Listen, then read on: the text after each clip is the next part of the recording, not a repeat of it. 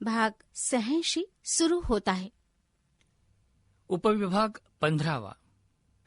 सूर्य आकाशात चढत होता. मध्यान्हीचा समय जवळ आला असता टापांचा आवाज कानांवर येऊ लागला.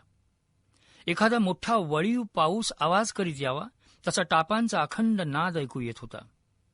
गावाबाहेरचे लोक विस्फारित नेत्रांनी समोर पाहत होते. झाडी ओलांडून येणारे घोडदळ नजरेत आलं आणि वेशीवर उभे असलेले लोक ओरडत गावातून पळू लागले. 8,000 स्वारांनिशी शिवाजीराजे सुरतेच्या बऱ्हाणपूर्ण वेशीजवळ आले. वेशीलगतच्या स्मशानभूमीपासून शहाबेगमेच्या बागेपर्यंत कोसाची छावणी पसरली होती. एका डेरेदार आम्रवृक्षाखाली एक पाळ ठोकण्यात आली. बाकी सारी छावणी अगदी उघड्यावर पथारे थाटून उभी होती. राजे सुरतेकडे पाहत होते. अनेक बागांनी उद्यानांनी सजलेल्या त्या सुरतेच्या मशिदींचे सफेद घुमट नजरेत येत होते. राजांच्या दिशेने बहिर्जी नाईक येत होता. त्याच्या पाठोपाठ सुरतेत बाबुल, रामशरण, मोमीन म्हणून वावरलेले विठोजी माणके, आप्पा, रामोशी, अब्दुल कादर ही मंडळी येत होती. सर्वांनी राजांना जवळ येऊन मुजरे केले. राजाने विचारले, विठोजी, काय म्हणते सुरत? महाराज, आपली वाट बघते आहे. काही विरोध व्हायचा नाही. कोण करणार? सुभेदार सकाळीच पळून गेला. इंग्रज आणि वलंदेज तेवढे वखारी सांभाळून आहेत. किती आहेत लोक? फार तर 200च्या आत बाहेर होतील. मोगली फौज काही नाही. सुरतेत पहारेकरीही नाहीत. आम्ही निरोप पाठवलाय. राजे म्हणाले, त्याची वाट पाहू. जरा बऱ्या बोलानं व्यापारी खंडणी द्यायला राजी झाले तर सुरतेत लूट करायची आमची इच्छा नाही. संध्याकाळ झाली तरी सुरतेतून कोणी आलं नाही. बहिर्जी म्हणाला, ठीक आहे, नशीब त्यांचं. नेताजी पुढे झाले. राजे म्हणाले, नेताजी, तुम्ही 500 स्वार घेऊन शहरात जा. शहर फटका करून या. येताना दहशत बसावी अशी थोडी लूट करून या. त्यानं कदाचित शहाणपण शिकतात का पहा. मोरोपंत जी. मोरोपंत पुढे झाले. तुम्ही साहेबांच्यासाठी पत्र पाठवा. 3 लाख रुपयांची खंडणी मागा. त्यांना सांगा की आम्ही फक्त मोगलांच्या वैरानं इथे आलो आहो. आम्हास इंग्रजांना अथवा वलंदेजांना धक्का लावण्याची इच्छा नाही. असा मसुदा तयार करून कुर्तोजी गुजरांच्याकडे द्या. ते साहेबांचा अंदाज घेऊन येतील. थोड्याच वेळात कुर्तोजी गुजरांची तुकडी राजेंचे पत्र घेऊन सुरतेत शिरली. बहिर्जी बरोबर होता. कुर्तोजी बरोबर आलेल्या बहिर्जी नाईक पाहताच ऑक्झेंडनचे डोळे विस्फारले गेले. बाबुलच्या छपरीभोवतीच बसणारा भिकारी त्याने आपल्या चाणाक्ष नजरेनं चटकन ओळखला. ऑक्झेंडनने पत्र वाचलं. त्याने निरोप दिला, शिवाजी राजांना सांगा की आम्ही व्यापारी. आमच्याजवळ नगद रुपये नाहीत, पण मसाल्याच्या अथवा कापडाच्या रूपानं खंडणी घेण्यास राजा तयार असेल तर आम्ही जरूर देऊ. जोवर आमच्या मालाला अथवा बखारींना धक्का लागत नाही तोवर तुमचा राजा काय करतो याकडे आम्ही लक्ष देणार नाही. पण जर त्यांना आमच्याशी लढायचंच असेल तर उद्या येणार असाल तर आजच या म्हणून निरोप सांगा. आम्ही वाट पाहतो. इंग्रजांचा निरोप घेऊन कुर्तोजी छावणीत आले. तो निरोप ऐकून राजांच्या चेहऱ्यावर स्मित उमटलं. साहेब बिलंदर खरा. त्याला माहीत आहे की आम्ही मसाल्याचं सामान, कपड्यांच्या गाठी यासारखं अवजड ओझं नेऊ शकणार नाही. संतापलेले कुर्तोजी गुजर म्हणाले, राजे आज्ञा करा. फार तर 200 टोपडी आणि 4 तोफा. वखारी होत्या की नव्हत्या असं करून माघारी येतो. हां कुर्तोजी, दमानं घ्या. सुरतेत आम्हाला लढाई नको आहे. मोगलांच्या मुलखात आपण आहो. साहेबालाही ते माहीत आहे. म्हणूनच हा निरोप आहे. इंग्रजांना आणि वलंदेजांना जराही धक्का लावू नका. किल्ल्यात लपलेल्या सुभेदाराला भिववण्यासाठी आमचे स्वार किल्ल्यापर्यंत जाऊ देत. त्याला बाहेर पडू देऊ नका. उद्या पहाटेपर्यंत वाट पाहून लुटीस सुरुवात करा. मोरोपंत, गलबताचं काय झालं? गलबत गोदीवर आली आहेत. छान. राजे पहा. राजांच्या मागे तळपती तलवार घेऊन उभ्या असलेल्या महादेवनं सुरतेकडे बोट दाखवलं. सूर्यास्ताच्या वेळी सुरतेवर धुराचे 2 स्तंभ उठले होते. राजे म्हणाले, नेताजींनी कामगिरी सुरू केली असं दिसतं. सुरतेवर उठणाऱ्या धुराकडे सारे पाहत होते. रात्र पडू लागली तसे बैलगाड्यातून भरलेलं सामान छावणीकडे येऊ लागलं. एवढ्या मोठ्या लष्कराच्या पोटापाण्याची सोय करण्यासाठी नाना तऱ्हेची भांडी, पिठांची गठडी बैलगाड्यातून जात होती. गवतांचे गाडेही त्यांच्या मागून दिसू लागले. बैलगाड्यांच्या मागून एक बकऱ्यांचा कळपही वाटचाल करीत होता. मराठ्यांच्या तळावर रात्र थंडी घेऊन उतरली. सर्वत्र शेकोट्या पेटू लागल्या. राजे आपल्या छोट्या तंबूबाहेर आसनावर बसले होते. समोर शेकोटी धगधगत होती. तंबूभोवती कडेकोट बंदोबस्त होता. पलोते मशाली उजळल्या होत्या. तळावर अनेक ठिकाणी दगडांच्या चुलींवर स्वयंपाकाची तयारी चालली होती. नेताजी शहरातून आले. सोन्या रुपयाच्या नाण्यांनी आणि मोतीरत्नांनी भरलेल्या पिशव्या प्रत्येक स्वाराबरोबर होत्या. राजांच्या समोर ती लूट ठेवण्यात आली. ती लूट पाहून राजांनी विचारलं, नेताजी, सारी सुरत एकाच दिवशी लुटली काय? नाही महाराज, सुरतेचा हा धुरळा देखील नाही. नुसते जकात नाके आणि अदमासे 4 घरं यांची ही लूट आहे. आपल्या आज्ञेप्रमाणे फक्त 2च घरांना आगी लावल्या. तो पराक्रम आम्हाला इथूनही दिसला. नेताजी, उद्या सूर्योदयापर्यंत आपण वाट पाहू. इंग्रजांची काही हालचाल? काही नाही. वखारीचे दरवाजे बंद करून ते स्वस्थ आहेत. नेताजी, तळाची व्यवस्था पहा. उद्या प्रत्येक स्वाराबरोबर एक रिकामं घोडं ठेवा. प्रत्येक अश्वपथकाचे 2 भाग करा. एकानं लूट करावी, दुसऱ्यानं ती तळावर आणावी. आमचे नजरबाज सारं शहर दाखवतील. रात्र चढली. थंडी वाढू लागली. तळाचं जेवणखाणं आटोपल्यावर राजे सर्व तळावरून फिरून आले आणि आपल्या तंबूत गेले. तंबूबाहेर धारकरी खडे झाले. समोर सुरत काळोखात बुडाली होती. इंग्रज वलंदेजांच्या वखारींवर पेटलेल्या मशाली सोडल्या तर सर्वत्र काळोख होता. त्या काळोखातच त्या मशाली अधिकच भयाण वाटत होत्या.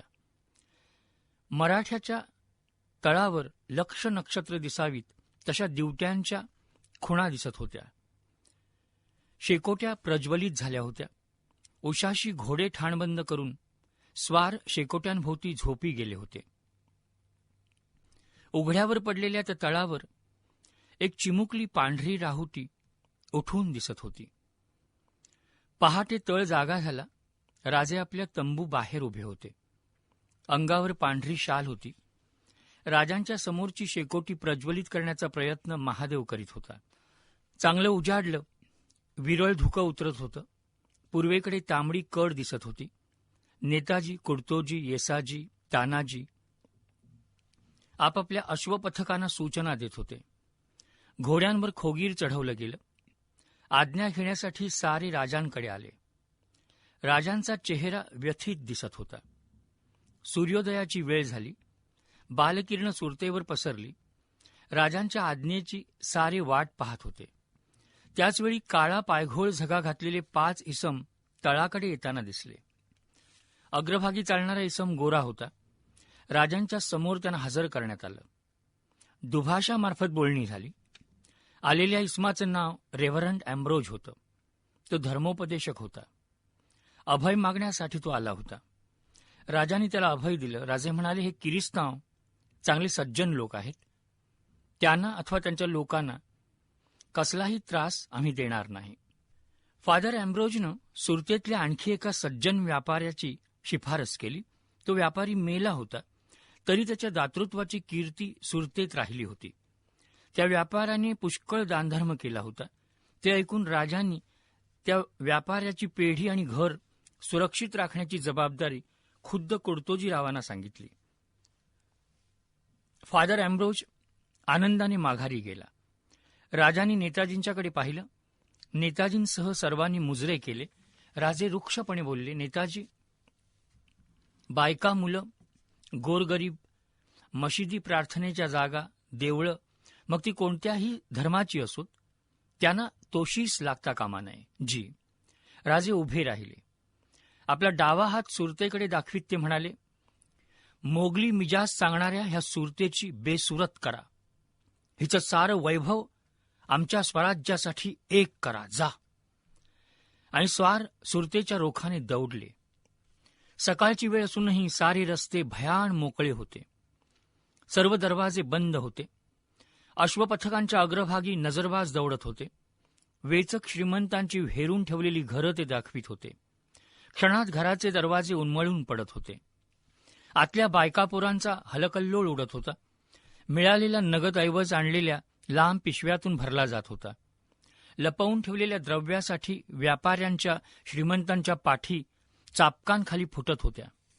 द्रव्यलोभाने संपत्तीला चिकटून राहिलेले व्यापारी श्रीमंत बघता बघता प्राणाला चिकटून राहून लपवून ठेवलेले सोनं नाणं हवाली करीत होते. कैद केलेले व्यापारी तळाकडे पाठविल्या जाणाऱ्या लुटीबरोबर जात होते. मध्यान्हीचा सूर्य येईपर्यंत सुरतेत लुटीचं सत्र चालू होतं. तेल्याच्या घरचे तेल आणून लुटलेल्या घरावर टाकून आगी लावल्या जात होत्या. सुरतेवर उठलेल्या धुराने आकाश भरून गेलं होतं. भर दिवसा सूर्य झाकळला होता. तळाकडे अखंड रीघ लागली होती. लुटीबरोबरच कैदी पण तळावर येत होते. तंबू शेजारच्या आंब्याच्या फांदीला ऊन झाकण्यासाठी एक चादर बांधली होती. राजे आसनावर बसले होते. चारही बाजूंना धारकरी उभे होते. समोर येणाऱ्या लुटीचा ढीग पडला होता. उभे असलेले कारकून चांदी, सोनं, रत्न अशी लुटीची ठोकळ मोजदाद करीत होते. 2 प्रहरी एक गोरा कैदी राजांच्या समोर उभा केला गेला. त्याचं नाव होतं अँथनी स्मिथ. हा साहेब इंग्रज कंपनीचा नौकर होता. स्वालीच्या वलंदेजांच्या वखारीतून तो येत असता मराठा सैनिकांना तो वाटेत सापडला. इतर कैद्यांप्रमाणे तो राजांच्या समोर आला. काही कैद्यांचे तुटलेले हात त्याने पाहिले. तो भयचकित झाला होता. राजांनी अँथनी स्मिथकडे अफाट खंडणी मागितली, पण अँथनी स्मिथने आपण गरीब असल्याचं सांगितलं. राजांचा विश्वास बसला नाही. राजांनी त्याचे हात तोडण्याचं फरमावलं. स्मिथने आपली नजर राजांकडे वळवली. तो हिंदुस्थानीमध्ये म्हणाला, हुजूर, मेरे हाथ क्यों तोड़ते हो? गर्दन मारी जाए तो हम पर रहम होगी. राजांना त्या धाडसाचं कौतुक वाटलं. त्यांनी शेजारच्या सेवकाला आज्ञा केली, त्याची टोपी काढून घ्या आणि गर्दन मारा. स्मिथच्या डोक्यावरची टोपी काढून घेतली गेली. स्मिथ गुडघ्यांवर बसला. त्याने डोळे मिटले. त्याचे ओठ पुटपुटत होते. शांतपणे तो प्रार्थना करीत होता. तलवार उचलली गेली. राजांनी हात वर केला. स्मिथने डोळे उघडले. तो आश्चर्यचकित झाला होता. राजांच्या चेहऱ्यावर हसू होतं. राजे म्हणाले, त्याला सोडा, पण तळाबाहेर जाता कामा नये. आमचा कैदी म्हणून राहील. स्मिथ राजांच्या जवळ कैदी म्हणून राहिला. संध्याकाळपर्यंत जवळजवळ निम्म शहर लुटलं होतं. आगीचे लोट शहरावर उसळत होते. श्रीमंत व्यापाऱ्यांचे वाडे लुटून फस्त केले होते. व्यापारी पळून केव्हाच किल्ल्याच्या आश्रयाला गेले होते. एका व्यापाऱ्याच्या घरात इतर संपत्तीखेरीज नुसते मोती 28 शेर सापडले. मराठी फौजेचा उत्साह वाढला होता. काही विरोध न होता मनसोक्तपणे लूट चालली होती. काही तुकड्या सरळ किल्ल्याला भिडल्या होत्या. सुभेदार इनायत खानाने घाबरून तोफा डागण्याची आज्ञा केली. तोफांचे आवाज उठू लागले. किल्ल्यापासून पसरलेल्या सुरतेवर गोळे पडू लागले.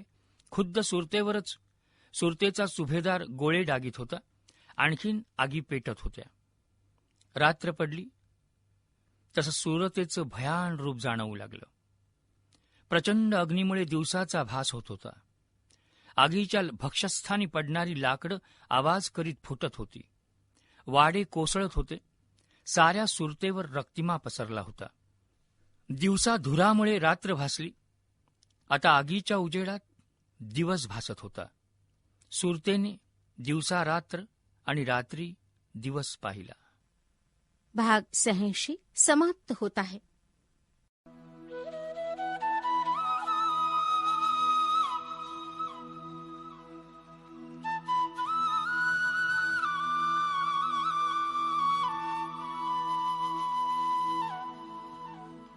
Please subscribe our channel, press the bell icon. Please like and share this video to join our Telegram group. Please click the link given in the description box.